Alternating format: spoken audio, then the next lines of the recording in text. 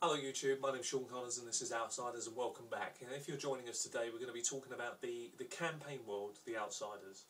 Now, we talked about the RPG game, and if you're joining us for the first time, I would seriously suggest that you go back and have a look at the RPG program, the RPG review of The Outsiders game.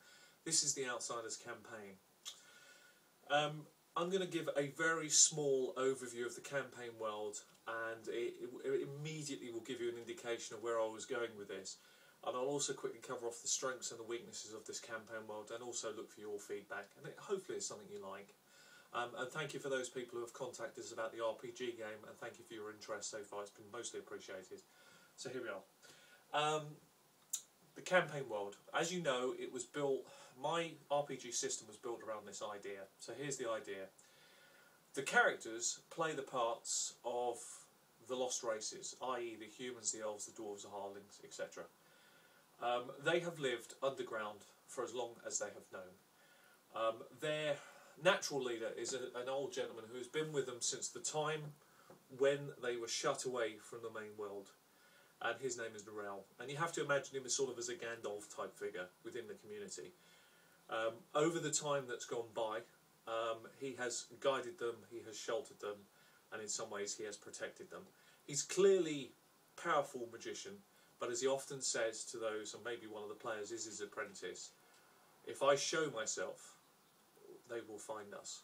And that's one of the things I loved about this sort of game, is that high-powered magic, although the players can get it eventually, has its own natural repercussions, which I think you can probably see my indications and my hints where I'm going with it.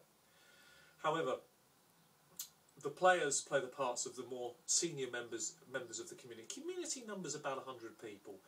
They live underground. To survive underground, you need three things really. You need heat, light, and you need food. Now, the light has to be natural light. It has to have the same processes as natural light.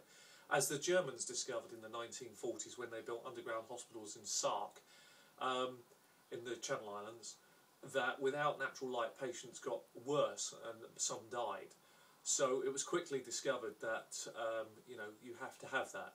So the idea I had behind this was that the Outsiders themselves were fortunate that Narelle had gathered up in his location of these caverns under the woods, Melstarian crystals the size of a fist. These crystals do two things. They can control the light that you receive off them, like a light bulb, like a dimmer switch, and equally they can produce heat. As hot as the flame of a fire to just a small wattage from a light bulb. So a lot of crystal. There are other things the Melstarian crystals can do, but effectively those crystals throughout the community is what gives it light and heat. And there are 12 of those crystals, varying in different colours, and again shades of colour can change. So that's how they produce light and heat. They gather their water through natural sources that filter under the ground, and they sometimes go above ground. That's mostly the player character, the type of people who go above ground to scavenge other types of food substances that they need, pelts, furs, various other things to survive. So the community lives under a wood, in a deep forest. None of the community know exactly where they are. That information has been lost to them. The only person that does know is Narelle.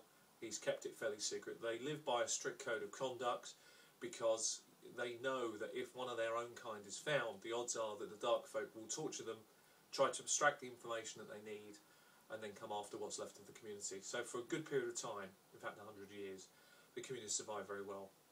The campaign starts with Narelle bringing the players together, whatever their role might be, sits them all down and says the following: "My friends, the Melstarian crystals are failing. We have 1 year to replace them, or we will be forced above ground."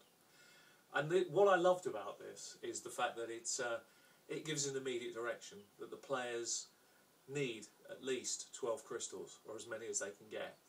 And that in its own right is fantastic, because it immediately, as a referee or someone who may be starting out in the game, it gives you an immediate reason. It gives the players a vested interest into going out. And of course Narelle has information that he gives the players initially, which will help them, and I will share a little bit with you on this again to get your feelings, to get your thoughts on it and see what you think. But he tells them that he feels the best chance of success is to travel to what he calls the Melstarian Mountain, where the crystals are found, very simply.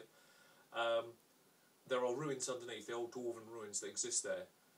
He's fairly confident if they explore under there, they'll probably find what they need.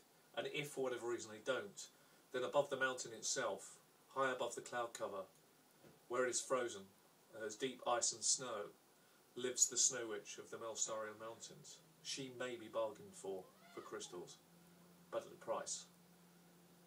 He hopes it does not come to it. That's a taster of the Outsiders campaign, and what would be to come. I think the pluses are, it gives good direction for starting DM, good starting points.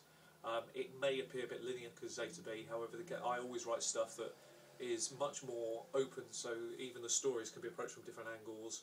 Even the way the players can handle the major NPCs and try and bargain with them, again, can be handled within the game frame. So it is, yes, it has a bit of a linear part to it, because there are various tasks that people might ask for to get these crystals. But I wanted to expand and explore and open up the game world so the players at this part of the campaign get a real taster of it for later. So anyway, there's the Outsiders world. I hope you like the snippet of it. I hope it appeals to somebody. I hope you like the look of it. It's obviously, from some of your feedback, it's appealing to some of you, but I just wanted to share it with you for your thoughts and your feedback. Anyway, I've been Sean Connors. This has been Outsiders. Until next time, happy gaming. Until then, see you then.